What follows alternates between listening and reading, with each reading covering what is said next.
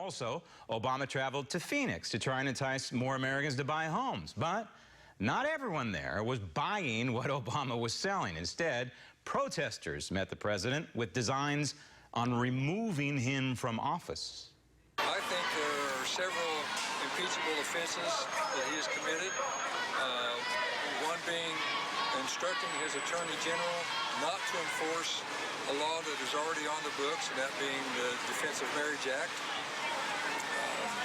Whether you believe in gay marriage or not, if a law is on the books and you tell your attorney general not to enforce it, that's not performing your duties as a president. To stand by and do nothing is what's been one of the problems in this country for a long time.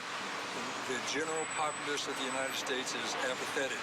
They just want to be left alone, and one of these days they're going to find out they don't have the country that they thought they had.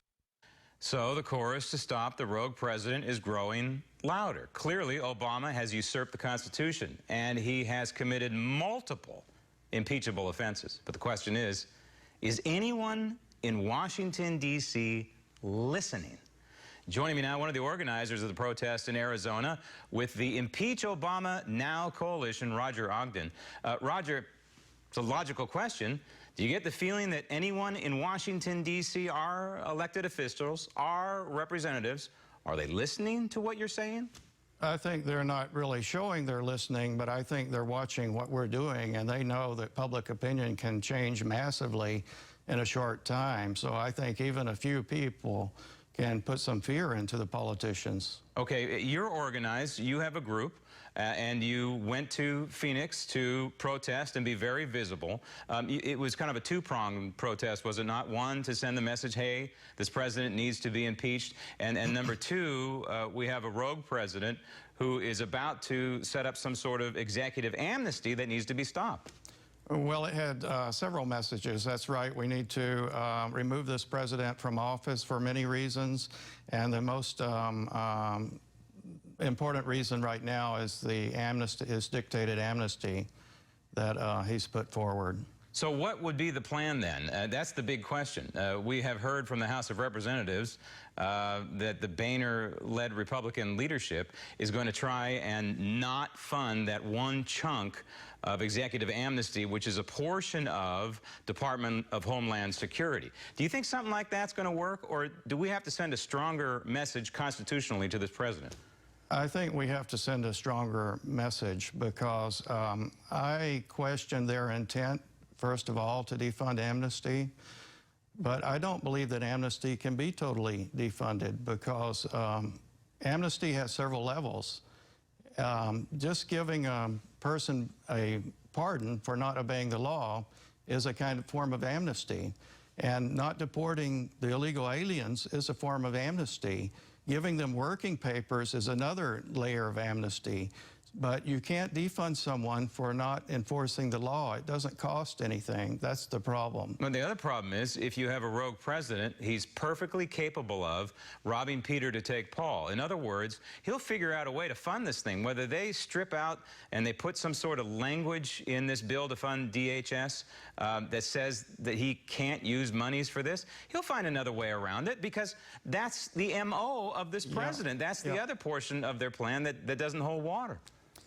That's right, but again, that's only one layer. He'll find a way around it if they actually do defund this.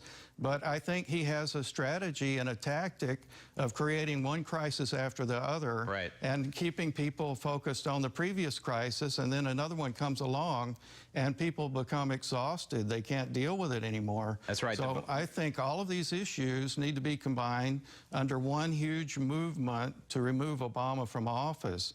Focus not on the issues, but the one creating the crisis and the issues. This president divides, distracts, and then destroys. That is the pattern here. Clearly, he's been doing it for the last 6 years. Now, what we hear from the halls of Congress among Republicans right now, when you try and pin down some of the Republican representatives in the House and also in the Senate, is they say that impeachment is politically dead. It's not going to work. What they're missing here, in my opinion, Roger, I want to hear yours, but what they're missing here is building the case. That's part of the process of our wonderful system. And as a representative, representative of the people. These guys need to go out there and build the case to the American people and explain how and why this president has violated the Constitution and how and why he needs to be held accountable. Don't you agree? I agree. They need to build the case, but there's another thing also. In Watergate, when they were doing real investigations back then, and when you're investigating organized crime or corrupt politicians, you need to start firing people and indicting people, and you work your way from the bottom up to the top.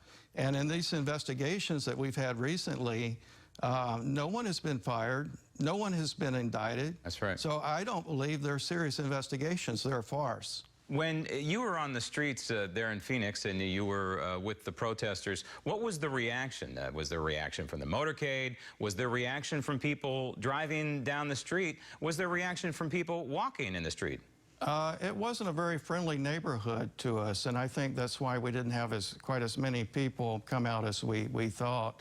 But really, there wasn't that much hostility shown to us either. There was a little bit, but it didn't amount to too much. And we didn't see the motorcade because he snuck in the back, but there were about a dozen protesters back there also from Overpasses for America. So if you're trying to grow your movement and get the House of Representatives and the Senate and the people in Washington, D.C. to listen to you, what's your next step? What are you planning to do here? Well, you say my movement, but it's a little bit complicated because we have many different groups around the country, and we need to unite all those little groups, and small and large. And there's an issue here because nonprofits cannot deal with Obama personally because the IRS and the FEC regulations are set up so that they fear they'll be retaliated against if they go against Obama.